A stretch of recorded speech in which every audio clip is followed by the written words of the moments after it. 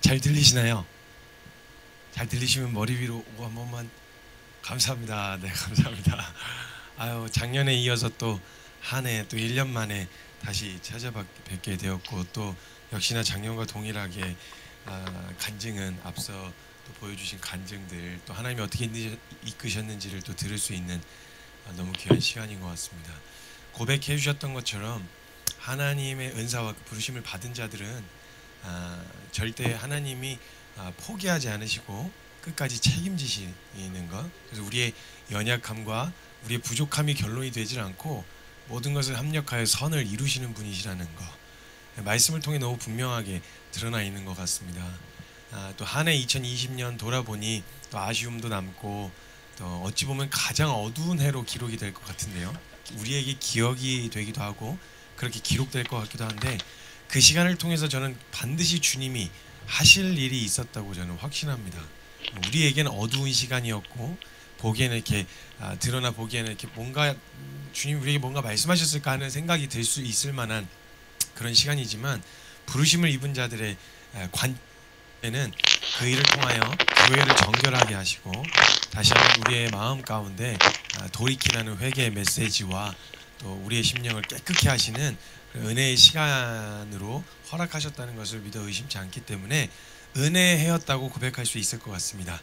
2020년도 은혜였고, 그 은혜가 2021년에도 동일하게 필요한 줄 믿습니다. 그래서 2021년 한 해를 시작하면서 함께 나누고 싶었던 작년에 제가 나눴을 때 말씀을 기억하는 자라고 하는 말씀으로 제가 작년에 말씀을 나눴었는데요, 오늘은 오늘 말씀의 주제는 복음을 복음답게 라고 하는 말씀입니다. 복음을 복음답게 여긴다는 말씀인데요, 우리 성경 말씀 구절 한번 각자 개인이 가지고 계신 성경으로 성경을 좀 찾아보도록 하겠습니다. 고린도전서 1장 22절에서 24절까지의 말씀입니다. 고린도전서 1장 22절로 24절의 말씀입니다. 고린도전서 1장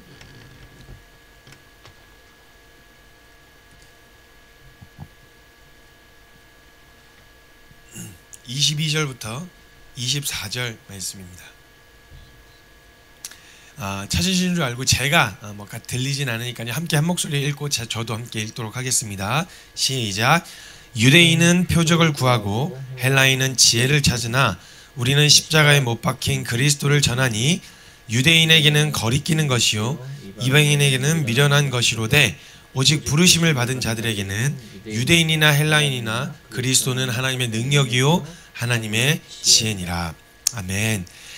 복음을 복음답게 여긴다, 무엇을 무엇답게 여긴다라고 하는 말은요, 그 문장 자체는 한 문장에 불과할 수 있겠지만요, 각 개인마다 복음을 복음답게 여긴다는 의미가 각 개인마다 다 다르게 느껴지실 거예요.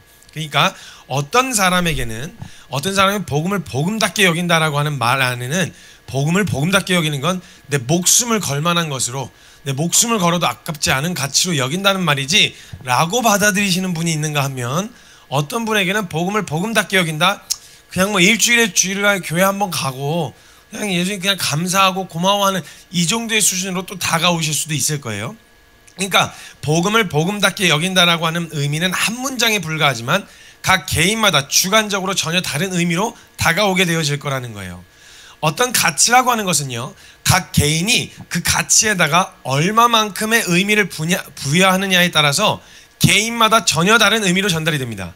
그러니까 어떤 사람에게는 종이 쪼가리 하나이겠지만 어떤 사람에게는 그걸 소중하게 보관하고 싶은 가치가 있는 물건이 되어지듯이, 어떤 물건이나 어떤 대상의 가치는 내가 그 가치에 대해서, 그 대상에 대해서 얼마만큼의 의미를 부여하고 가치를 부여하느냐에 따라서 내 자신에게는 전혀 다른 의미로 다가온다라는 거예요. 만약 이 복음이 정말 우리의 목숨과도 바꿀 수 없는 가치였고, 하나님이 주셨던 이 말씀이 어떤 것으로도 바꿀 수 없는 그 정도의 농도와 가치였다면, 가치로 여기고 의미를 부여한 사람에게는요, 복음을 복음답게 여깁시다, 하나님이 주신 말씀을 말씀답게 여깁시다 라고 하는 말의 의미는 목숨을 건다는 의미와 같은 의미일 거예요. 근데 복음이 고맙긴 하고 감사하긴 한데 목숨을 걸 만큼까지는, 내 시간과 열정과 에너지를 투자할 만큼까지는 아니었던 그런 사람이 있다면, 만약 그 사람에게 복음을 복음답게 여긴다는 의미는 딱 그 정도의 의미로 다가올 겁니다. 끊기네요. 끊어졌습니다. 네. 네. 아, 되어 있나요? 네, 감사합니다. 제가 지금 확인하고 있는 모니터에서 화면이 끊겨가지고 다 끊긴 줄 알고 깜짝 놀랐습니다. 죄송합니다. 그런 의미로 다가갈 겁니다. 그럼 만약에 제가 묻고 싶은 것은, 저와 여러분에게 있어 복음을 복음답게 여긴다는 말의 의미는 어떤 의미로 다가오시나요? 복음을 복음답게 여긴다, 하나님의 말씀을 말씀답게 여긴다라고 하는 의미는 어떤 의미로 다가오시냐는 거예요. 어떠한 가치는요, 처음에도 말씀드렸다시피 그 가치에 얼만큼의 의미를 부여했느냐에 따라서 전혀 다른 의미로 다가온다라는 거죠. 제가 한 번은요, 혹시 피규어 아시나요? 피규어 그 조그만 어떤 캐릭터들을 이렇게 진짜 형상화해서 만들어 놓은 피규어가 있습니다. 이 피규어를 제가 한번 보았는데요, 이거를 모으는 사람을 봤어요. 피규어를 모으는 사람을. 그 모으는 사람들 집에 가서, 모으는 사람들 집이 아니고 그걸 좋아하는 사람의 집에 한번 초대를 받아서 간 적이 있었는데, 갔더니 찬장에 그 피규어가 진열이 되어 있는데요, 그 피규어 자체가 저는 그냥 제 눈에는 그게 장난감 그 이상도 그 이하도 아닌 거예요. 그냥 뭐가, 그냥 어린아이 때 제가 도 막 그냥 문방구에서 1,000원 주면 살 수 있었던 로봇 장난감 이런 거 있었거든요. 그거 이상도 그 이하도 저에게는 아니에요. 저는 이게 뭐 잘못됐다거나 틀렸다는 말씀을 드리는 게 아니에요. 이거는 개인 취향이라는 거죠. 그 사람에게 가치가 있어도 저에게는 전혀 다른, 저에게는 전혀 가치가 없는 일로 다가올 수도 있다는 이야기를 말씀을 드리는 거예요. 제 눈에는 그냥 로봇 장난감 그 이상도 그 이하도 아니었어요. 움직이지도 못하고. 저 같은 경우는 이렇게 RC카나 이런 거는 굉장히 좋아해요. 장난감 이렇게 막 제가 조종해서 움직이는 것들은 굉장히 좋아하고 재밌는데, 그 조그만 피규어 있잖아요. 이거를 혹시 아마 여기 계신 분들도 이렇게 모으시는 분이 계실 수도 있는데, 대부분의 경우는 이해가 잘 안 되실 거예요. 근데요, 더 놀라운 건 뭔지 아세요? 이 그냥 장난감 요렇게 생긴 피규어들을 찬장에다 진열하는데, 오직 그 피규어만을 위한 찬장이에요. 보관함이에요. 오직 그 장난감, 요만한 그 장난감을 보관하기 위한 찬장을 구입했고요. 그 요만한 것마다 개인 보관함이 또 따로 있어요. 그래서 저는 딱 봤을 때 들어가자마자 저한테 그걸 보여주는 거예요. 그 사람의 프라이드인 거예요. 이게 막 자부심이 막, 내가 이런 걸 갖고 있어. 그래갖고 저한테 가서 이제 소개를 한다고. 제가 전혀 그런 거에 대한 관심이 없는 사람인 줄 몰랐는지, 아니면 알았는데도 상관없었는지 저를 거기 가서 막 보여주는 거예요. 장난감을 보면서 이 보라고 이래가지고. 했는데 저한테는 그냥 아 그렇구나, 장난감 많이도 모았다, 그냥 이런 생각을 했었거든요. 근데 저는 거기에 있는 거 다 해봐야 끼케 한 몇만 원 하겠거니 하는 생각을 했었거든요.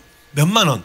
저는 그거 찬장에 있는 것만 해도 끼케, 아니 저기다가 그렇게까지 돈을 투자할 만한 가치를 저는 못 느끼겠거든요. 그러니까 끼케 한 몇만 원 정도이지 않을까 했는데요, 속이 설명을 하는데 그 찬장에 있는 것만 다 합해서 수천만 원이래요. 수천만 원.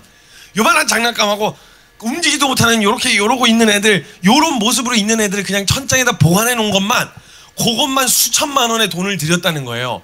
저는 일단 이해가 안 돼요. 개인 취향은 존중하는데 저는 일단 이해가 안 되는 거예요. 근데 지 방 청소는 안 하는데 그 피규어 청소는 또 얼마나 기가 막히게 하는지, 그냥 면봉을 갖다가 하나씩 다 해갖고 에탄올 같은 거 묻혀가지고 요러고 있으면 요 팔 같은데 거기를 이렇게 세밀하게, 집 방 청소도 안 하면서 찬장 청소를 얼마나 열심히 하는지 몰라요. 막 그냥 막 면봉으로 쑤시고 매일같이 먼지 털이로 털고 난리도 아닌 거예요. 그 저는 아무리 생각해도 이해가 안 되는 거예요. 저는 애들 로봇 정도니까 그 정도는 투자할 수 있겠다. 예를 들면 애들한테 선물할 때 한 1,000원, 2,000원, 그래 큰맘 먹고 10,000원, 20,000원 이 정도는 내가 사줄 수 있겠다고 생각했는데, 저도 아들내미 장난감 사러 갔다가 눈이 뒤집혀 버렸어요. 아니 요만한 장난감, 로봇 장난감 하나에 막 몇만 원씩 하는 거 보면서 깜짝 놀라요. 근데 애들은 거의 막 환장하는 거예요. 거기에 막 그냥 둘러 빠져가지고. 그러니까 거기에다 의미를 부여하고 내가 가치를 부여하면요, 그 대상의 가치는 내가 어떤 의미를 부여하냐에 따라서 전혀 다른 가치가 되는 거예요. 그 사람에게 있어 피규어라는 대상은 그냥 자신의 시간과 열정과 수천만 원의 돈을 투자해도 아깝지 않을 만한 대상이에요. 그래서 그 사람들은요, 그 피규어하는 사람들께 또 동호회가 있대요. 비비비처럼 이게 또 모이잖아요. 크리스찬들이 이렇게 모이잖아요. 그것처럼 또 그 사람들은 그런 모임이 또 있대요. 정기적으로 모인대요. 근데 그 사람들 서로 생일 파티하고 집으로 초대하잖아요. 그럼 뭘 하는 줄 아세요? 피규어 렌탈을 한대요. 그래갖고 그 비싼 피규어들 함부로 이렇게 한정판 같은 거를 업체에다 맡겨가지고 업체에다 빌려와가지고 우리 집에 이런 피규어가 있다고 전시를 또 해놓은대요. 그 수십만 원, 수백만 원을 들여가지고 또 이해가 안 되시죠? 저도 이해가 안 되는 거예요. 도저히 이게 제 상식으로는 그게 이해가 잘 안 되는 거죠. 거기다 몇 천만 원을 투자한다는 건 제가 이해가 안 되는 거예요. 근데 그 사람에게는 그럴 만한 가치가 있는 거예요. 똑같은 것을 보는데 전혀 다른 가치가 되는 거예요. 이렇게 어떤 의미를 부여하느냐에 따라서 전혀 다르게 느껴진다는 거예요. 그리고 혹시 뭐 연애 편지를 받아보셨거나 또 연애 편지를 작성해 보시면 알겠지만 제가 봤을 때는 그냥 종이 쪼가리잖아요. 박스 이렇게 막 열어서 막 보여주고 자랑하시는 분이 몇 분 있었거든요. 연애 편지 썼던 것들, 받았던 것들, 인기 많았었던 뭐 이런 걸 얘기하시려고 그러는지 모르겠는데 박스 안에다 막 받았던 연애 편지 같은 걸 이렇게 보관해 놓으신 다음에 보여주는, 저는 그냥 종이 쪼가리 그 이상도 그 이하도 아니에요. 근데 그분에게는 추억이 담겨 있고 자신의 그런 어떤 이런 게 담겨 있다 보니까 그걸 그렇게 소중하게 대하는 거예요. 그리고 혹시 또 옛날에 초등학교 때 가면 또 집에 또 걸려 있으실 수도 있는데요. 보통 아들을 키우는 집에 가면요, 아이들이 한 초등학교 들어가면은 태권도를 보통 보내요. 그럼 태권도에서 또 사진을 한 장씩 찍어주거든요. 저는 그걸 왜 그렇게 대문짝만하게 인화를 해놓고 거실 벽에다 걸어놓는지 이해는 잘 안 되는데, 보통 그 친구 집에 갔었을 때, 어렸을 때 친구 집에 가면요, 어떤 그 친구가 그 거실 벽면에 요런 자세로 이렇게 있는 요런 사진을 대문짝만하게 인화해가지고 거기다 걸어놓는 걸 볼 수 있단 말이에요.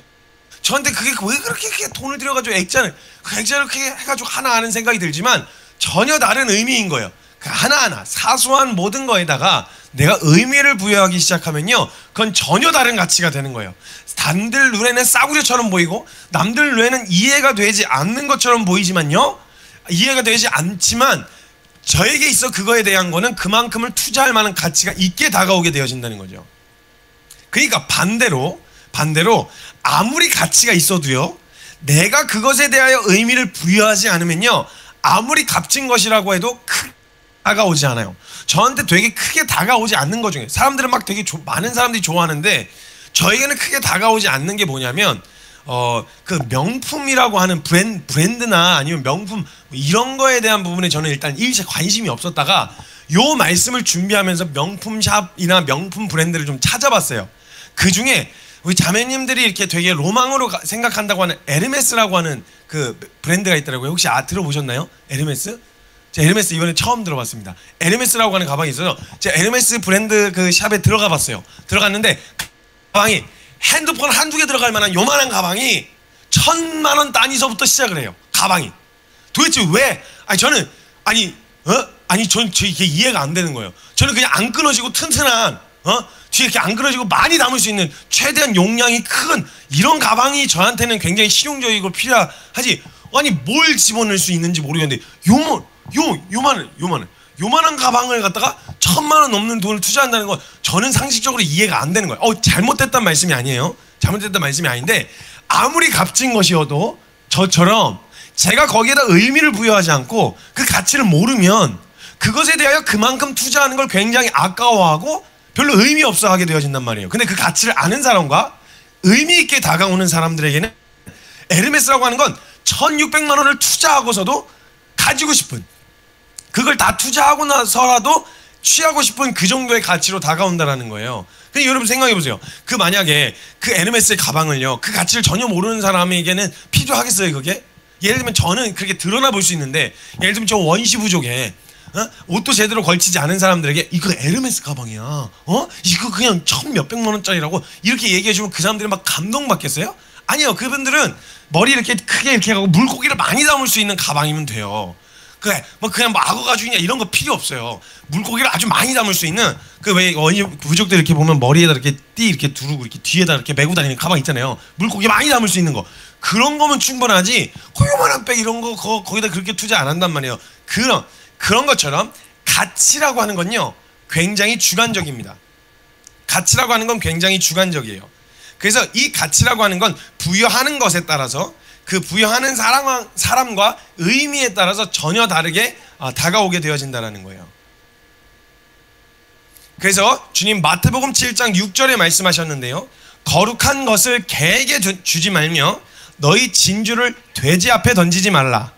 그들이 그것을 발로 밟고 돌이켜 상하게 함이라. 상하게 할까 염려하라. 가치를요, 가치대로 모르고 그 가치에 대한 의미를 부여하지 않으면요, 아무리 그렇게 의미를 부여하지 못하는 사람에게 주어봤자 아무리 좋은 것이라고 해도 그 사람에게는 전혀 의미가 없다는 거예요. 가치를 모르는 사람에게 진주를 던져줘봐야 진주의 의미를 모르는 사람은 그냥 그걸 가지고 노는 장난감 정도의 수준밖에 다가오지 않는다라는 거예요. 이것을 누구에게 강요하거나 억지로 야 이건 엄청 좋은 가치야, 그러니까 이 가치를 가치답게 여겨, 이렇게 아무리 말을 한다고 되는 일이 아니라는 거예요. 왜냐면 그 사람이 의미를 부여해야 되니까요. 그럼 아마 제가 여기까지 이야기하면 이렇게 이해하실 수도 있어요. 거봐, 가치라고 하는 건 주관적인 거잖아. 그러니까 이걸 성경이나 기독교에서 말하는 가치를 세상 사람들에게, 잘 모르는 불신자들에게 그렇게 억지로 듣게 하고 막 강요해서는 안 돼. 저는 이런 얘기를 하는 게 아닙니다. 물론 가치는 지극히 주관적인 게 맞아요. 그래서 누군가에게 의미는 있을 수 있겠지만 누군가에게 전혀 의미가 없을 수 있는, 그렇게 가치는 지극히 주관적인 게 맞지만 저는 그 기독교에 대해서 그런 식으로 얘기하면 안 되고 너무 독선적으로, 너무 극단적으로 무모하게 사람들이 기독교의 가치를 받아들여야 한다고 그렇게 강조하지 말라, 이런 이야기를 드리는 게 아니에요. 저는 지금 예를 들면 에르메스라고 하는 명품 가방이 있죠. 근데 그 브랜드를 최근에 처음 알게 되어졌는데, 아무리 저에게 그 가방이 가치가 없다고 하더라도요, 제게 가치가 없다고 가격이 내려가진 않아요. 그쵸?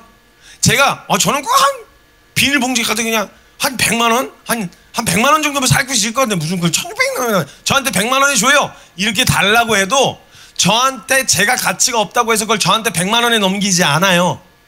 제가 만약에 그 가치를 몰라도 그 가방을 취하려면 정당한 값을 1000만원이 넘는 돈을 지불해야 되는 것처럼, 기독교의 가치, 우리가 추구하는 가치를 누군가에게 전할 때 그 사람들에겐 가치가 없다고 해서 이걸 싸구려로 팔아먹진 않아요. 그 가치다운 결정과 결단으로 말씀 앞에 나올 수 있도록 그 분명한 기준을 정해야죠. 기억하셔야 되는 건요, 교회의 문턱은 낮을 수 있습니다. 누구나 들어올 수 있어요. 그렇다고 해서 교회가 추구한 가치를 양보하자는 말은 아니에요. 누구나 올 수 있지만 예수님이 말씀하셨던 대로 누구든지 날 따라오려면 자기를 부인하고 날마다 십자가 지고 나라고 하셨던 이 가치에 대해서는 절대 양보할 수가 없는데, 일단 불러놔야 되겠으니까, 일단 이 사람들 앉혀놔야 되겠으니까, 만일 이 가치를 양보하게 되어졌다, 그러니까 복음이 싸구려로 값싼 취급을 받게 되어지는 거예요.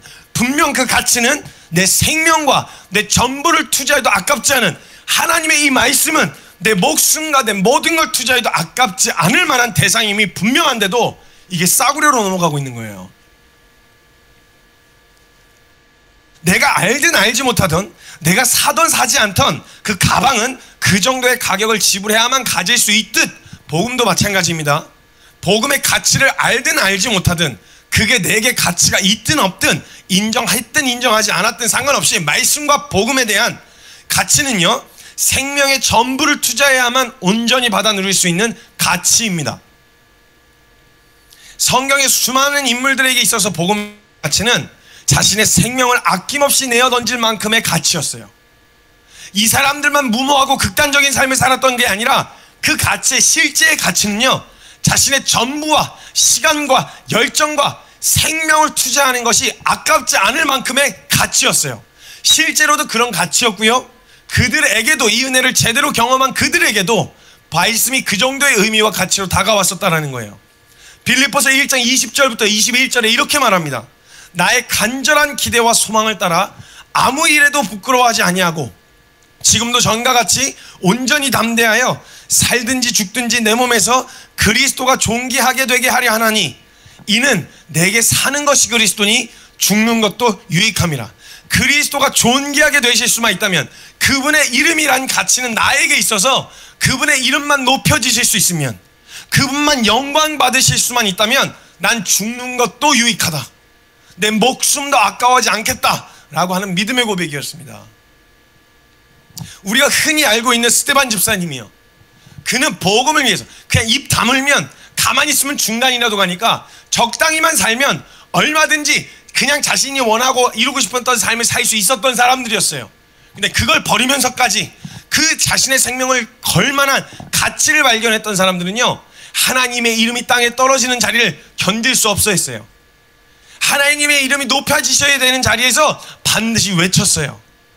스테반 집사님, 사도 바울, 사도 베드로, 우리가 알고 있는 우리의 믿음의 선배이신 주희철 목사님, 손양호 목사님, 이름이 알려지진 않았으나 생명과도 하나님의 이름이, 그리고 이 말씀이라고 하는 가치가 생명과도 바꿀 수 없었던 그런 가치를 가지셨던 분들이었다는 거예요. 근데 놀랍게도요, 어떤 사람에게 있어 자신의 전부를 투자할 만큼 가치가 있는 물건이잖아요. 물건이든 사람이잖아요. 그럼 그 사람 앞에서는요, 아무리 이 사람에겐 가치가 없어도요, 그 사람 앞에서, 그걸 소중하게 생각하는 사람 앞에서는 절대 그 물건이나 그 대상을 함부로 대하지 않아요. 왜냐하면 이 사람이 이거에 대해서 얼마나 소중하게 생각하는지를 알고 있기 때문에 그런 거예요. 예를 들면 이런 겁니다. 제가 앞서서 피규어에 대한 이야기를 잠깐 꺼냈습니다. 근데 제가요, 분명 제게는 아이들이 가지고 노는 장난감처럼 다가오고 별 의미가 없었는데요, 그걸 얼마나 소중하게 생각하는지를 제가 알고 있었기 때문에 그 사람 앞에서 뭐야 이거 그냥 장난감 아니야? 그냥 이거 그냥 이렇게 갖고 노는 거 아니야? 이렇게 함부로 대하거나 왜 그렇게 사는 거야? 한심해 죽겠네. 왜 그러는 거야? 이렇게 함부로 말을 할 수가 없었습니다. 왜냐하면 그 사람에게 있어 그게 얼마나 소중한지를 제가 알고 있었기 때문에요. 그래서요, 진짜 이 사람에게 어떤 가치가 의미 있다라는 거에 대해서 명확하게 드러나잖아요. 그럼 그 주변 사람들은요, 그것을 대할 때 되게 조심스럽게 대해요. 내게는 의미 없는데 저 사람에게는 진짜 의미가 있기 때문에 내가 이거 잘못 건드리면 저 사람하고 완전 손절해야 된다는 생각을 갖고 있는 거예요. 그러니까 조심스럽게 대하는 거예요. 그래서요, 아무리 지나가는 아줌마라고 해도 친구 엄마면 함부로 얘기하잖아요. 친구 앞에서 가족 얘기 함부로 안 하는 거예요. 왜냐면 나에게는 의미가 없을 수 있어도 그 사람에게는, 그 대상에게는 굉장히 의미 있는 대상이기 때문에 함부로 이야기하지 않는다라는 거죠. 그래서 이 가치가 어느 정도의 가치인지 아는 사람들은요, 나한텐 가치가 없어도 함부로 대하지 않아요.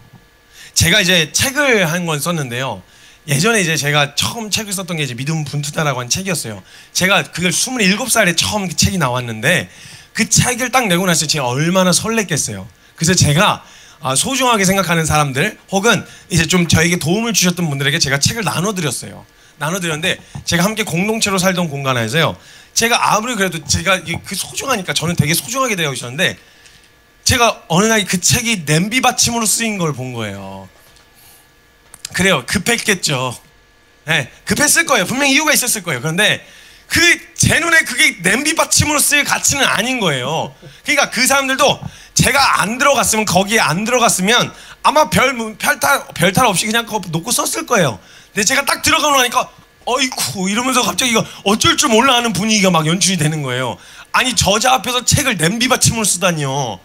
이 말이 안 되는 상황이었는데, 아무튼 급한 상황인 건 제가 인지를 했어요. 그래서 막 라면을 끓여갖고 막 오는데 너무 뜨거우니까 빨리 이렇게 했는데 주변에 가장 가까이 있었던 게 제 책이었던 거예요. 그래서 이제 냄비 받침을 이렇게 놓고 썼는데 제가 딱 들어가서 그걸 확인하니까 아이쿠 이러면서 이제 막 정리하는 이런 모습을 보였다라는 거죠. 그러니까 누군가에게는 가치가 없어서 함부로 대할 수 있지만 제게 의미가 있다는 걸 알잖아요. 제가 딱 들어가니까 그냥 평상시 같이 할 수가 없는 거야. 막 조심하게 되어지는 거. 이런 모습처럼 누군가에게 소중하게 생각하는 게 진짜 명확하게 드러나잖아요. 그럼 그거 함부로 안 건드려요.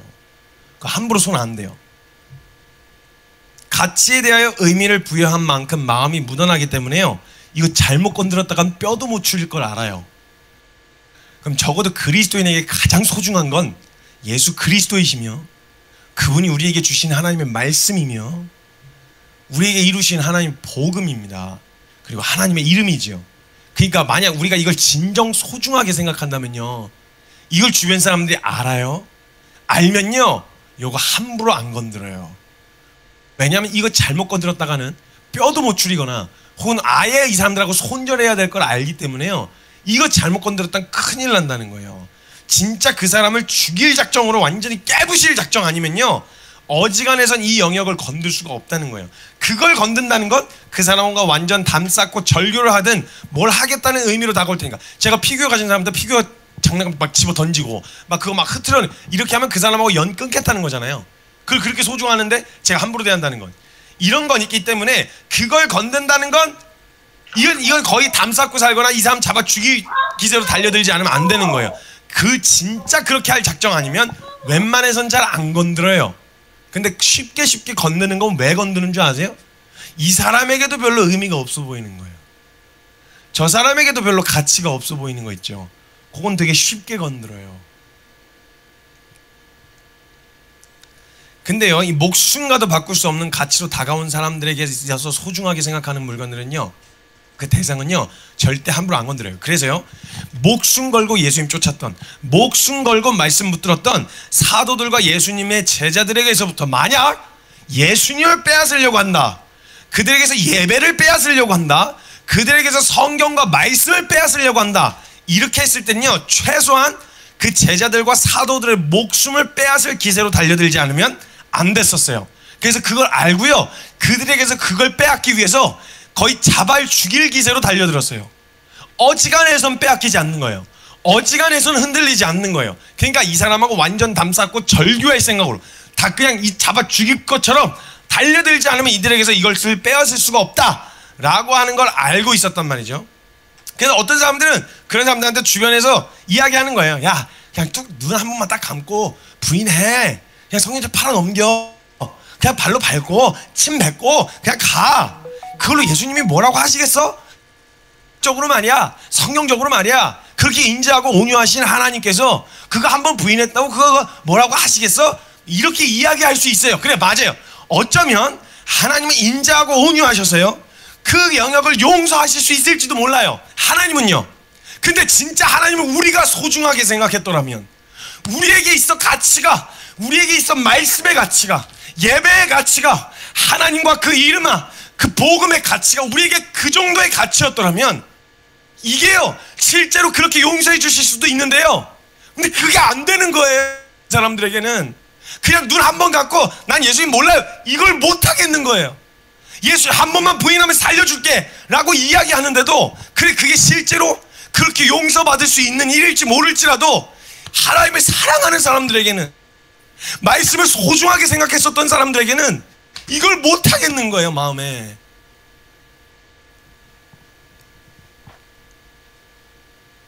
그래서 그 사람들은요 그냥 한 번 눈 감고 넘어가는 정도의 의미가 아니었어요. 그래서 별것 아닌 일, 꼭 그렇게까지 해야 돼 라고 하는 그 일에도요 목숨을 걸었단 말이에요. 그로 인해서 세상은 그리스도인들을 어떻게 생각하게 되냐면, 만약 우리가 그리스도인들에게서 그리스도를 부인하라는 것과 예배와 말씀을 빼앗는다라는 것은 그들의 목숨을 빼앗을 작정으로 달려들 정도로 독하지 않으면 절대 그들에게서 말씀을 빼앗을 수가 없다, 그들에게서 예배를 빼앗을 수가 없다, 이것이 세상 사람들이 다 알고 있었어요. 이 사람들 정말 독하다, 뭔가 잘한다, 따뜻하다, 이웃을 너무 사랑, 이런 이미지보다요, 야 진짜 저 사람들 독하다, 지독한 놈들이다, 저거 성경 빼앗으려면 진짜 잡아 죽일 기세로 달려들어야 된다, 이걸 알고 있었단 말이에요. 그래서 교회는 항상 세상으로부터 독종이라는 소리를 들어왔어요. 독종이다, 무모하다, 극단적이다, 이런 이야기를 들어왔었단 말이에요. 모든 사람들이 그 가치를 가치답게 여기게 된 것은 아니지만요 인정받았어요. 야 그리스도인들에게 있어 말씀은, 야 그리스도인들에게 있어 예배는, 야 진짜 야 목숨 걸 기세로 진짜 달려들지 않으면 안 되는구나 라는 걸 인정받았었어요, 초대교회 때. 적어도 교회와 그리스도인들에게 있어서 예수님이라는 가치는, 그리고 복음은 목숨을 걸 만한 가치인 것, 그리고 그것을 통해서 만약 누구라도 이 복음을 믿기로 결정하고 예수님을 따르기로 한다면 적어도 저렇게 목숨 걸고 따르고 믿어야만 한다는 정확한 기준을 제시해 줬었어요, 교회가. 그래서 야 진짜 만약에 나는 저 정도로 믿을 생각은 없어 지금 현재까지는, 근데 만약에 내가 교회를 간다거나 아니면 내가 예수님을 믿기로 결정해, 그럼 최소한 저 사람들만큼 믿어야 된다는 얘기 아니야, 이렇게 명확한 기준을 제시해 줬었다고요. 제가요 신천지랑 사이가 안 좋아요. 그때도 얘기했지만 신천지랑 사이가 안 좋은데 뭐 사이가 좋으면 이상한 거겠죠. 근데 이 신천지 애들이 희한하게요, 열이면 열, 백이면 백, 애들이 다 열정이 있어요. 어마어마하게 그냥 열정을 가지고 달려들어요. 얘들 장난 아니에요. 물론 그 말도 안 되는 말 같지도 않은 말을 듣고 둘러빠져 있는 게 너무 속상한데 열이면 제가 근데 한번 봤거든요. 제가 전도하는 걸 제가 한번 인천에서 보다가 제가 이 얘네들이 그 지하철 역사 앞에서 전도를 하고 있는 거예요. 청년들이 진짜 어린 청년들이 막 전도를 하고 있는데 얘네들은 뭐가 이렇게 열정이 있을까? 뭐가 다른 걸까? 아니 정통이라고 말하는 우리가 오히려 쪽팔릴 정도로 이단인데 그렇게 열정이 있고 그렇게 둘러빠져 있을까? 라고 하는 생각을 가지고 쭉 지켜봤는데요. 금방 깨달았어요. 똑같이 한 전도사급 되는 사람이요. 떼양볕에서 한치도 틀림없이 이 사람들하고 같이 꼬박 같이 전도를 하더라고요. 먼저 항상 본을 보여줘요. 그러니까 그걸 보면서 깨달았어요. 그러니까 누군가가 전도를 당할 때는요. 전도한 사람이 자신에게 들려줄 때 아 나도 만약 저기 들어가려면 저 정도만큼은 믿어야 저기 들어갈 수 있는 거구나 라는 걸 알고 갈 거 아니에요. 근데 그걸 보여줬던 사람이 목숨 걸고 전해준 거예요. 그러니까 자기가 거기 들어갈 때는 목숨 걸고 시작하지 않으면 안 된다는 걸 이미 알고 있었어요. 그러니까 들어갈 때부터 이미 마음의 결정을 하고 들어간 거죠. 그러니까 열이면 열, 백이면 백, 그냥 다. 근데 오히려 정통이랑 제가 청년들 많이 만나고 돌아다니잖아요. 정통인데요, 정통인데 진짜 매가리가 없어요. 정말 이거 그냥 대세예요. 그냥 대세. 뜨뜻미지근한 게 정통 기독교의 핵심 가치예요. 거의 그 뜨뜻미지근한 거. 이것도 아니고 저것도 아니고 세상에 완전 빠져 사는 것도 아니지만 그렇다고 그리스도에게 빠졌다고 말할 수도 없는.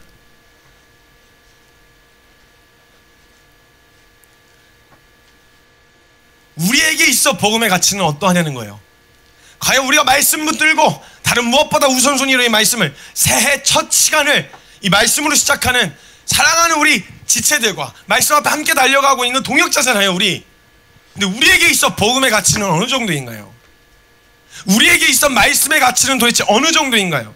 우리에게 있어 복음의 가치는 어떤 가치인가요? 세상은 우리를 보며 그들에게 가치가 있냐 없냐 막 이런 거 말고요. 우리에게 있어 복음은 어떤 가치일 거라고 생각할 것 같으세요? 안 믿는 사람들이 우리를 볼 때 야, 저 사람들에게 있어 복음이라는 것은 이 정도의 가치야 라고 이야기할 때 어느 정도의 가치라고 볼 것 같으신가요? 과연 우리가 말씀을 붙드는 걸 볼 때, 우리가 복음을 대하는 걸 볼 때 말이죠. 사랑 맡기고 수틀리면 언제든지 갈아엎을 수 있는 가치요? 그냥 4대 종교 중 하나요? 적당한 균형을 잡고 유지해야 하는, 너무 빠지면 안 되는 심적 안정을 추구하는 그저 친목단체에 불과한 종교단체요?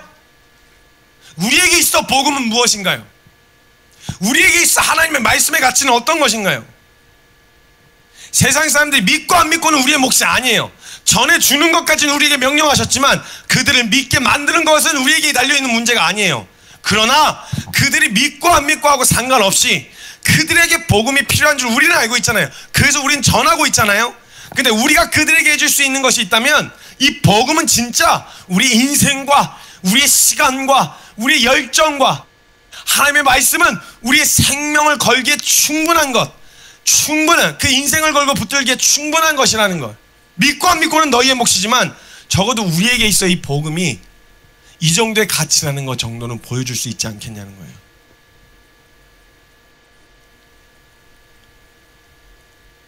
제가 사일런스라고 하는 영화를 한 편 본 적이 있습니다.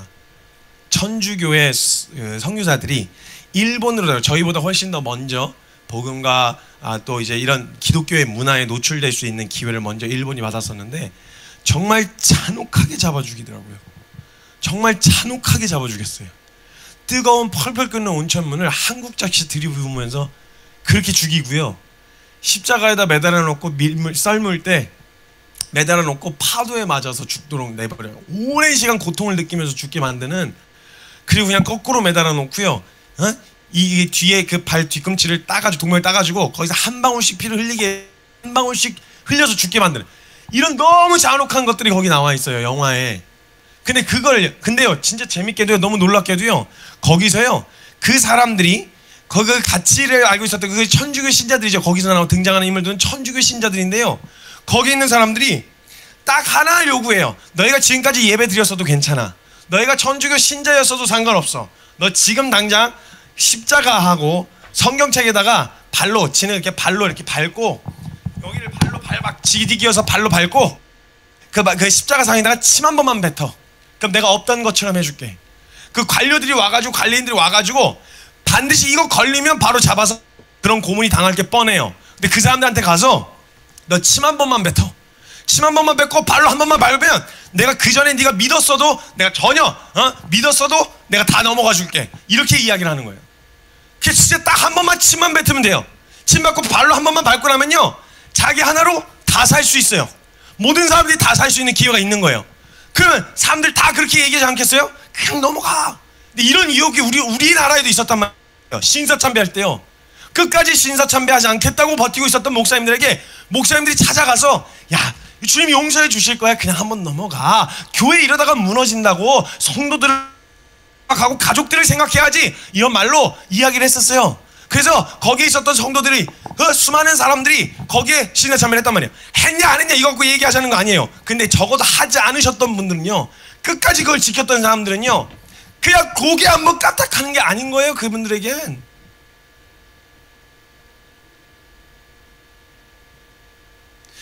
그냥 말이 뭐 십자가 석상에다 침 한번 뱉는 정도의 수준이 아닌 거예요. 그분들에겐. 그냥 성경책 발로 한번 밟는 거, 이 정도의 가치가 아닌 거예요. 그분들에겐. 그분들의 말씀이라고 하는 가치와 그분들에게 예수님이라고 하는 가치는, 그래 그냥 야 상황 보니까 이거 한번 적당히만 균형 잡고 그냥 한번 눈 감고 넘어가면 되는 거 아니야? 라고 넘어갈 수 있는 이름이 아닌 거예요. 그분들에겐. 침 한 번만 뱉으면 누구도 뭐라 안 해요. 아무도 말하지 않아요. 누구도 강요하지 않았어요. 근데 그 침 한 번을 못 뱉겠는 거예요. 이거 한 번 그냥 툭 하고 뱉고 나면 앞으로의 인생이 편할 텐데, 내 가족들이 편하게 살 텐데, 그게 안 되는 거예요. 그분들에겐. 나중에 주기철 목사님 설득하다가, 야, 너 하나님께 식사 기도해라. 그럼 내가 신상 앞에다가 할 수 있는 앞에다가 신상을 갖다 놓을 테니까 너는 하나님께 기도해. 근데 너가 고개 그냥 까딱한 것만, 까딱만 해도 내가 그 신사 참배한 걸로 인정해 줄 테니까, 아무리도 안 바뀌니까, 아무리도 받아들이질 않으니까 그 고개 까딱 한 번만 해. 이랬는데 그걸 못 하겠는 거예요. 하나님이 하라 하지 마라, 그게 만약 옳으냐 그르냐의 문제로 다가오지 않아요. 그분들에겐. 왜냐면 자기에 있어서 복음이라는 가치가, 자기에게 있어 말씀이라는 가치가, 자기에게 있어 하나님의 이름이라고 하는 가치가, 그냥 다른 사람들은 다 안 받지만 나는 알잖아요. 우리는 알잖아요. 그게 하나님 앞에서 그냥 침 한 번 뱉는 이게 아닌 거예요. 그분들이 하나님을 사랑하는 사람들에게는 그걸 못 하겠는 거예요.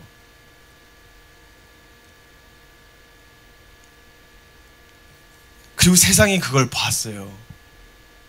그래서 그렇게 순교하시더라고요. 일본에서도. 세상 믿지 않는 사람들이 믿고 안 믿고는 말씀드렸던 것과 같이 우리의 몫은 아니에요. 전해줄 뿐이죠. 그들이 그걸 가치답게 받아들이냐 마냐는 우리의 몫이 아니에요. 그런데 적어도 그 사람들이 우리가 전하는 그 복음을 들으면서, 우리가 복음을 어떻게 대하는지를 보면서, 야, 그래도 적어도 저 사람들에게 있어서의 복음이라는 가치는 목숨을 걸 만한 가치이구나 라는 것 정도는 볼 수 있지 않았겠냐는 거예요. 만약 그것이 증명되었잖아요. 만약 우리가 그 목숨을 걸 만한 가치였다라는 거, 하나님의 말씀이 그 정도의 가치였다면 아마 세상이 우리에게서 복음과 예배를 빼앗으려고 할 때요, 적어도 목숨을 빼앗을 정도로 작정하고 달려들지 않으면 절대 빼앗을 수 없다는 것을 아마 알고 있었을 거예요. 그리고 아마도 진짜 최후의 마지노선이 아니라면, 진짜 독한 마음 먹고 덤벼드는 게 아니라면요, 이것만큼은 절대 건들 수가 없었을 거예요. 묻고 싶습니다. 우리에게 있어 복음이 복음답 의미는 어떤 의미로 다가오시나요? 살아계신 하나님의 말씀을 말씀답게 여긴다라고 하는 의미는 어떻게 다가오고 계신가요? 내 생활과 내 형편의 제재를 받으면 얼마든지 갈아탈 수 있는 정도는 아니셨나요? 내 감정 상하고 내가 조금이라도 불편할라 치면 언제든지 뒤로 밀어놓을 수 있는 정도의 가치는 아니셨나요?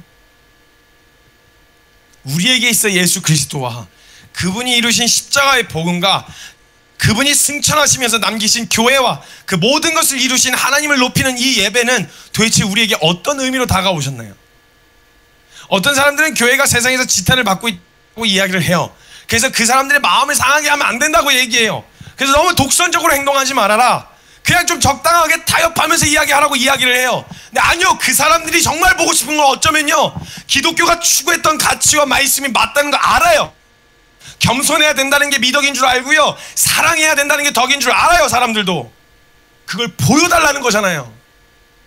말씀의 가치가 정말 가치답게 너희가 말하고 있다면, 그 가치가 정말 너희에게 소중하다면 올바르지 않은 거 당연히 욕 먹어야죠. 우리가 지탄을 받아야죠. 근데 우리에게 의미 있는 가치를 전달할 수 있는 방법이 그냥 그들을 어르고 달래는 것이 아니에요. 제가 생각할 땐 그게 아니에요. 그냥 해달라는 대로 다 해주고 그냥 배려, 저는 이거라고 생각하지 않아요. 이게 얼마나 가치 있는지, 이걸 얼마나 우리가 소중하게 생각하는지를 보여주는 것으로 이 가치를 전해줄 수 있다고 저는 생각해요. 가치 있는 것을 가치 있게 여길지 말지의 문제는 사람들의 문제예요. 어떤 가치를 소개하고요, 알려주는 것까지는 할 수 있어도 그것에 대해 실제적인 의미를 부여하는 건 개인의 문제라는 거예요. 그러면 어떻게 주관적인 가치를 어떻게 전달할 수 있겠어요? 우리가 어떻게 믿지 않는 사람들에게 이렇게 소중한 가치를, 이렇게 목숨을 걸 만한 가치를 그들에게 전해줄 수 있을까요? 그건요, 그걸 가지고 있는 사람이 의미 있는 그걸 얼마나 소중히 여기는지를 보여줘야 돼요. 우리가요, 말씀을 얼마나 소중히 여기고 있는지를 보여줘야 돼요. 우리가요, 교회를 얼마나 소중히 여기고 있는지를 보여줘야 돼요. 우리가요, 하나님의 이름을 얼마나 소중하게 여기고 있는지를 보여줘야 돼요. 우리가요, 예배를 얼마나 소중하게 여기고 있는지를 보여줘야 돼요. 그러면 진짜 저 사람들에게 정말 소중한 거구나. 저걸 건드리려고 하면, 진짜 저걸 건드리려고 어지간해서 절대 건드려서는 안 되겠다라는 것과, 내가 만약 저걸 받아들이려면 적어도 최소한 저 사람들만큼 믿어야 되는 거구나, 저렇게 행동해야 되는 걸 알고 시작할 수 있다는 거예요. 다시 한번 말씀드립니다. 교회의 문턱은 낮을 수 있어요. 그렇다고 해서 교회가 지향하는 가치를 포기하자는 말이 아니에요. 지켜야 될 건 반드시 지켜야 된단 말이에요. 이게 얼마나 좋은지에 대해서 아주 납득할 만한 논리적으로 설명하는 거 좋아요. 필요합니다. 정리가 되어야죠. 근데 그렇게 알려주고 이야기하더라도 그 사람이 받아들이냐 안 받아들이냐의 차이는 그 사람들 몫이니까, 그거보다 더 중요한 건 뭐냐면 우리가 얼마나 소중히 여기고 있는지를 보여줘야 된다는 거예요. 예배와 말씀과 기도와 하나님의 이름과 복음을 복음답게 여기는, 그걸 정말 소중하게 생각하는 사람들이 어떻게 대하는지를 보면 그 사람들도 그게 얼마나 가치 있는지를 볼 수 있게 되어진다는 거예요. 그들이 오든 오지 않든 상관없이 이것이 얼마나 소중한지를 보여주려면 결국은 우리가 이 복음을 얼마나 소중히 여기는지를 보면 충분히 전달할 수 있다는 거예요. 그리고 만약 그들이 이 복음이라는 가치에 의미를 부여하게 될 땐 자신들이 보았던 대로 이것을 받으려면 목숨을 걸어야 하는 것이라는 걸 알고 시작하게 되어지는 거예요. 우리에게 정말 복음이 소중하신가요? 하나님의 말씀은 그 무엇하고도 뺏길 수 없는, 다른 건 다 양보하고 딱 한 가지만 들고 갈 수 있다 그러면 붙들게 말씀이신가요? 정말 교회인 우리에게 묻고 싶은 거예요. 교회에게 이 십자가의 복음은 사람들이 보기에는 무식하고 무모한 것처럼 보이고 있지만, 근데 부르심을 받은 자들에게는 누구나 상관없이 이 복음은, 그리고 이 십자가는 하나님의 능력이고 정말 하나님의 지혜였나요? 그래서 이것을 붙들며 사는 삶이 가장 지혜로운 삶이며 가장 영광스러운 삶이었던 거. 그냥 내가 크리스찬인 것을 숨기고, 혹시라도 내가 드러나면 내가 혹시 불이익을 당하지는 않을까, 내가 혹시 이런 이 취급을 당하지는 않을까, 호구 취급을 당하지는 않을까, 이런 두려움 때문에 혹시라도 그런 삶임을 감추고 있지는 않으셨나요? 우리가 코로나 이전에 이것을 증명하지 못했다면요, 코로나 이후에라도 증명해야 할 것이 있어요. 지금 상황에서 우리에게서 말씀을 빼앗겼고 예배를 빼앗겼다라고 하는, 물론 상황상 어쩔 수 없단 말, 네, 저도 동의합니다. 필요하다면 할 수 있는 모든 방역을 조치를 다 취해서 할 수 있는 예배를 드려야죠. 근데 다른 건 몰라도 진짜 목숨과도 목숨과도 바꿀 수 없는 가치였다면 우리에게 말씀이, 그리고 복음이, 세상도 알 수 있지 않았을까요? 아마 우리가 이것을 가치답게 여기기 시작하면요, 말씀의 가치를, 복음의 가치를 가치답게 여기기 시작하면요, 스가랴 8장 23절의 말씀처럼 만군의 여호와가 이와 같이 말하노라.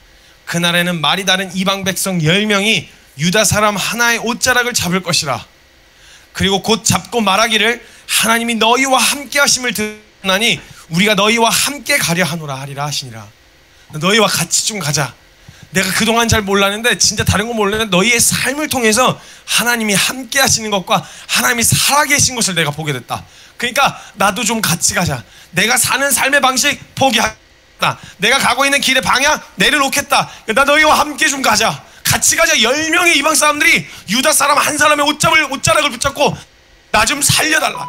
나도 너희가 사는 길을 나도 좀 가고 싶다. 그 길밖에 없다는 걸 너희를 보면 알았다. 하나님이 살아계시다는 것과 그분이 정말 이 목숨을 걸 만한 가치가 있으신 분이라는 걸 나 너희를 보아 알았다. 나도 좀 데리고 가라. 이렇게 옷자락을 붙들고 매달리게 될 것이라는 거예요. 우리가 복음을 복음답게 여길 때요, 말씀을 말씀답게 여길 때요, 하나님의 영광과 그 이름을 그 이름답게 여길 때 그 일이 일어나게 되어줄 줄로 확신합니다. 우리 복음을 복음답게 여깁시다. 혹시라도 우리 안에 적당한 균형, 사람들이 말하는 평균, 이것을 복음답게 여기고 복음답게 살아간다고 생각하고 있었다면 우리 잠시 내려놓고 정말 하나님 앞에 점검하며 하나님 앞에서 하나님, 진짜 복음을 복음답게 여기는 거, 믿음의 선진들이 그건 절대 무모한 삶이 아니에요. 성경 처음에도 시작했던 것처럼 유대인은 표적을 구하고 헬라인은 지혜를 찾을 거예요. 논리적인 것과 눈에 드러나는 어떤 기적적인 하나님 살아계시다면 눈으로 보여봐봐 라고 하는 이런 것들을 보여달라고 찾을 거예요. 근데 우리는 다른 거 전할 게 없다. 내가 자랑할 건 십자가밖에 없다. 우리는 십자가에 못 박힌 그리스도를 전하니 유대인에게는 거리끼는 것이요 이방인에게는 미련한 것처럼 보이지만 구원을 받고 부르심을 받은 우리에게는 유대인이나 헬라인이나 그리스도는 하나님의 능력이요 하나님의 지혜니라. 이 고백이 우리에게서 터져나게 될 줄로 믿습니다. 우리 이 시간 잠깐 함께 같이 기도했으면 좋겠습니다. 각자의 자리에서 함께 좀 기도했으면 좋겠는데요, 기도의 시간을 좀 충분히 가지려고 합니다. 우리 스스로 말씀을 비추어 우리 자기 자신을 한번 돌아보는 시간을 가지셨으면 좋겠어요. 그 정말 이 복음을 복음답게 여긴다는 말의 의미가 정말 그렇게 우리에게 다가오고 있었는지, 말씀을 말씀답게 여긴다라고 하는 가치가 정말 우리에게 그런 의미로 다가오고 있었는지, 정말 우리 믿음의 선진들이 그랬던 사도 바울에게 있어 복음이 오늘날 나에게 있어 복음과 전혀 다르지 않았는지, 크리스찬에게 있어 예배가요 목숨보다 귀한 줄 우리가 평상시에 보여주고 그것을 알고 있었다면요, 예배를 양보하라고 했을 때요 목숨을 양보하라라는 수준으로 받아들일 걸 알고 있었을 거란 말이에요. 그래서 굉장히 조심스럽게 얘기했을 거예요. 저희 진짜 지금 코로나가요, 이 전염병 사태가 지금 심각합니다. 사태가 심상치가 않습니다. 그러니까 이게 대면 예배를 포기하라는 말이 당신들에게 어떤 말인 줄 아는데요, 지금 상황이 너무 급박하니까요, 제발 좀 이거 좀 자제해 주시면 저희가 어떻게든 빨리 마무리하고 다시 할 수 있도록 회복시켜 놓을 테니까 제발 좀 한 번만 더. 오히려 미안했을 거예요. 왜냐면 우리에게 있어 그게 어떤 인 줄 알았으니까요. 그리고 교회가 사회적으로 미친 영향력을 이미 다 알고 있거든요. 그렇기 때문에 선한 영향력이요. 그럼 오히려 미안했어야 되는 거 아닌가요? 그래 상황은 이해해요. 그래서 그 사람들이 그렇게밖에 얘기할 수 없었다는 것에 대해서 충분히 공감하고 이해를 해요. 그런데 그렇게 이야기할 때 지금 교회가 미안해야 되는 게 아니라 그렇게 할 수밖에 없는 그런 부탁을 할 수밖에 없었던 것에 대하여 오히려 미안하다 소리를 들었어야 되지 않을까요? 우리에게 있어 어떤 가치인 줄 알았으니까요. 이해를 바라지 않아요. 누군가에게 가치 있는 것이 누군가에게 가치 없을 수도 있으니 왜 저럴까? 왜 저렇게 모일까? 이해 안 될 수 있지만 우리에게 예배는 그 정도의 의미가 아니잖아요. 그게 보여졌어야 했다고요. 그게 드러났어야 했다고요. 그 가치 있는 것을 손대거나 함부로 하는 걸 조심할 수밖에 없는데, 그런데 만약 크리스찬들에게 함부로 예배를 이야기하면서 그깟 예배를 좀 안 드리면 어떠냐? 그깟 예배요? 그깟 예배요? 저와 여러분에게 있어 예배가 그깟 예배예요? 하나님이 그 은혜로 십자가의 구속과 그 은혜로 말미암아 허락해 주신 하나님을 예배할 수 있고 하나님 앞에 나아갈 수 있게 하신 그 예배가 우리에게 그깟 예배예요? 그깟 기도 좀 안 하면 어떠냐? 그깟 기도요? 성경 좀 안 보면 어디 덧나냐? 그깟 성령이요? 그깟 복음이요? 그깟 예수요? 우리가 왜 이런 소리를 듣게 되죠? 언제부터 교회에게 복음이, 언제부터 교회에 예수 그리스도의 이름이, 언제부터 교회에게 예배가 그깟 예배가 됐어요?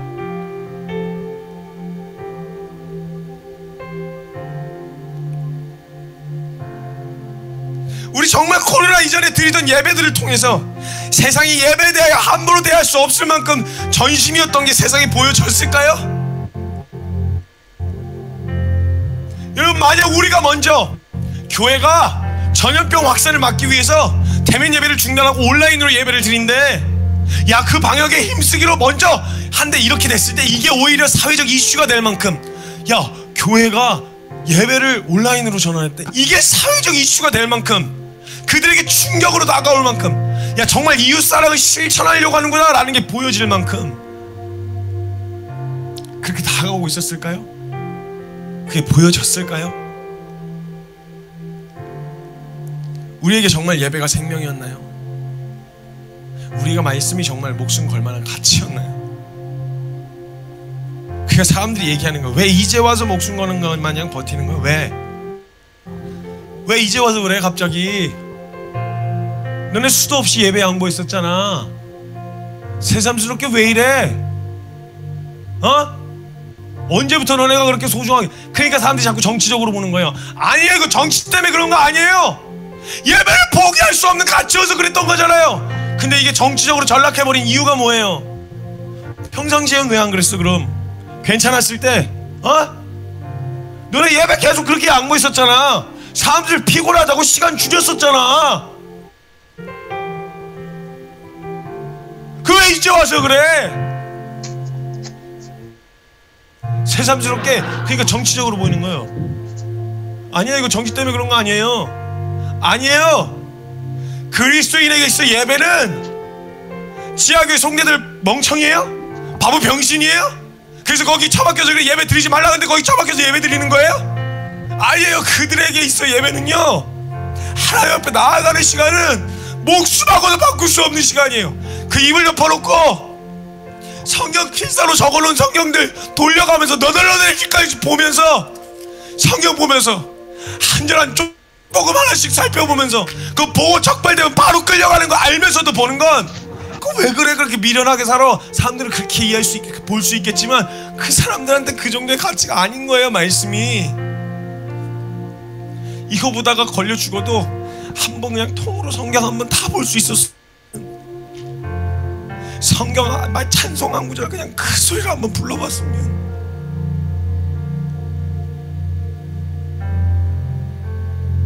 사랑하는 여러분, 우린 이제 와서 코로나에게 공적 대면 예배 양보한 거 아니에요. 우리 이미 예배 양보했었어요. 학업 때문에, 청소년들 학업 때문에 제가 양보했었어요. 예배. 애들은 어떻게 예배 자리에 들여놓느냐는 거예요. 그래서 조금만 예배 시간 길어지고 수련회 한다 그러면 막 학업에 이는 전화 그냥 있는 대로 와서 그 정신 있는 거야? 제정신이냐? 지금 때가 어느 때인데 난리도 아니었어요. 코로나 이전에도요 공적 대면 예배 양보했었어요. 학업에다 양보했었어요. 세상의 성공과 평판과 인정에 양보했었어요. 취업에, 결혼에, 상황에 수없이 예배 양보했었어요. 사람들 감정 상할까봐 예배 양보했었어요. 사람들 피곤하니까 시간 대폭 줄이자 그래서 40분 이상은 절대 하지 말라 그랬었어요. 새벽 기도도 사람들 피곤하다, 얼마나 요즘 사람이 힘든지 아냐? 안 힘들다 말씀드리는 거 아니에요. 그 이유로 이미 예배 양보했었어요. 그러니까 사람들 당황스러운 거예요. 왜 이제 와서 그래? 너네 왜 이제 와서 그래? 그 전에 얼마든지 양보할 수 있었잖아.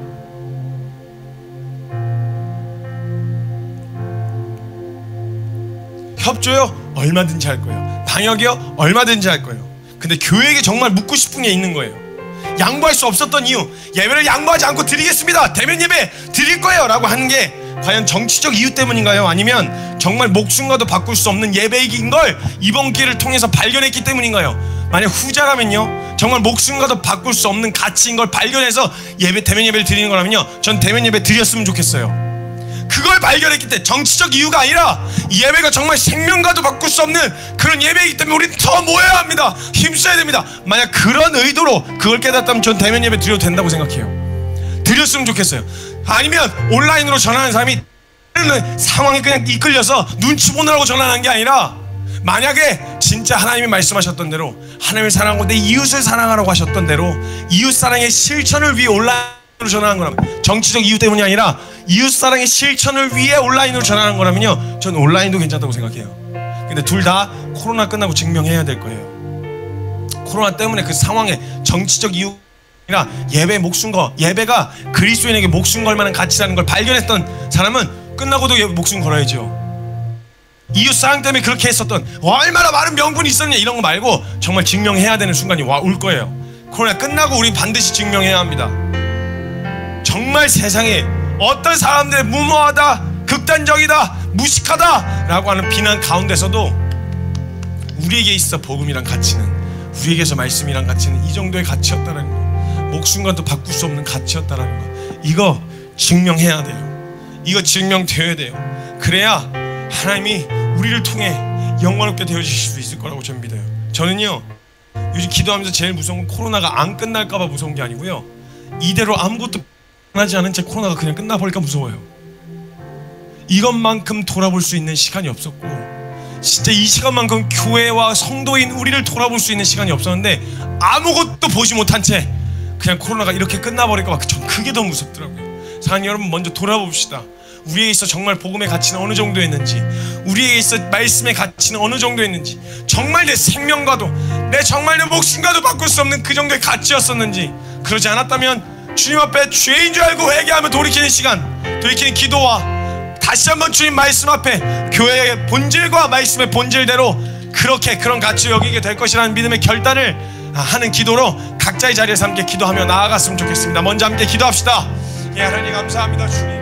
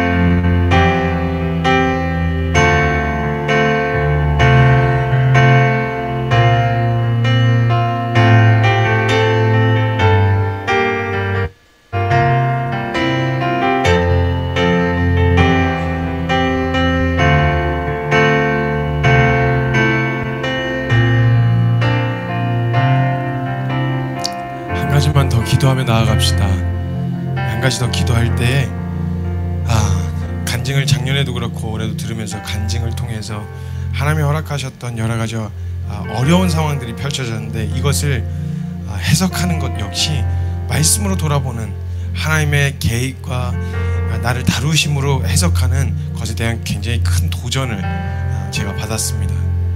우리가 좀 이 시간을 함께 돌아볼 때 말씀을 붙들고 계시기 때문에 우리 그 말씀을 대하여 알고 계시고 또 오늘날 우리에게 하시는 말씀에 대해서 귀를 기울이고 계시는 분들이기 때문에 우리 지금 이 상황을 지나고 있는 이때 우리 교회에게 하시는 말씀이 무엇인지 좀 같이 물어주세요. 그리고 그 뜻을 알고 계시다면 하나님의 그 뜻대로 이루어지기를 함께 간구하는 시간이 되셨으면 좋겠어요. 코로나 자체에 감사할 수는 없겠지만 저는 한 가지 감사한 건 코로나를 통해서 하신 일에 대해 감사해요. 교회가 정말 이 본질에 다시 한번 집중할 수 있게 하셨어요. 성도인 우리의 신앙을 점검할 수 있도록 하셨어요. 진짜 우리가 추구하고 지향하고 있었던 것이 무엇인지 돌아볼 수 있게 해주셨어요. 코로나 자체는 감사하진 않지만 코로나를 통해 하신 일은 감사해요. 우리 각자 함께 말씀을 붙들고 나아가고 있잖아요. 그 말씀을 통해서 이 상황과 이 모든 걸 해석하시고 하나님이 정말 이것을 통해서 우리에게 무엇을 하고자 하시는지, 지금 이때 교회에 하고자 하시는 일이 무엇인지, 이때 성도인 우리에게 하시는 일이 무엇인지, 이때 우리 직장을 통해 나를 통해 우리 직장에게 하실 일이 무엇인지 우리 같이 하나님께 묻고 만약 가르쳐 주신 것이 있다면 그 하나님의 뜻대로 이루어 주시기를 함께 간구하였으면 좋겠습니다. 하나님의 뜻이 하늘에서도 이루어진 것처럼 이 땅에서도 이루어질 걸 확신합니다. 하나님 아버지의 뜻을 이루어 주십시오. 허락하신 모든 상황을 통해서 교회를 교회되게 하시고 성도를 성도되게 하시고 하나님의 나라로 굳건히 세워달라는 우리 각자의 간구를 가지고 다시 한번 함께 기도하며 나아갔으면 좋겠습니다. 기도합시다. 오 하나님 감사합니다. 주님.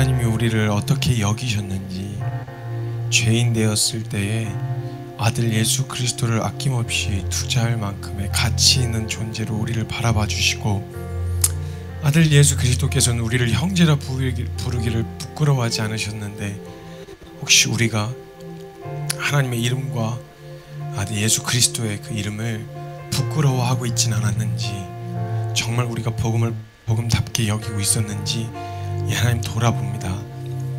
제 안에 하나님 그런 두려움과 상황에 의한 여러 가지 두려움과 걱정과 근심으로 인하여 머뭇거리고 주저하고 있었던 것이 있었다면, 이 하나님은 다시 한번 마음을 일으켜 세상 가운데 다른 것보다 이 복음이 내 인생을 걸만한 가치가 있는 대상이라는 것을, 그런 가치라는 것을 하나님 증명하기를 소망합니다. 우리가 말씀을 끝까지 붙들고 복음을 끝까지 붙들고 하나님의 이름을 끝까지 붙들고 나아갈 때, 주님 하나님의 이름이 다른 곳에선 몰라도 적어도 우리에게서만큼은 하나님의 이름이 가장 영화롭게 되실 줄로 믿습니다. 하나님 우리에게서 영광 받아 주십시오. 하나님 우리에게서부터 하나님의 이름이 높여지십시오. 오직 주님만 기대합니다. 오직 주님만 홀로 영광 받아 주시옵소서. 감사합니다. 주님 사랑합니다. 감사드리며 다시 오실 우리 주 예수 그리스도의 이름으로 감사하며 기도드리옵나이다.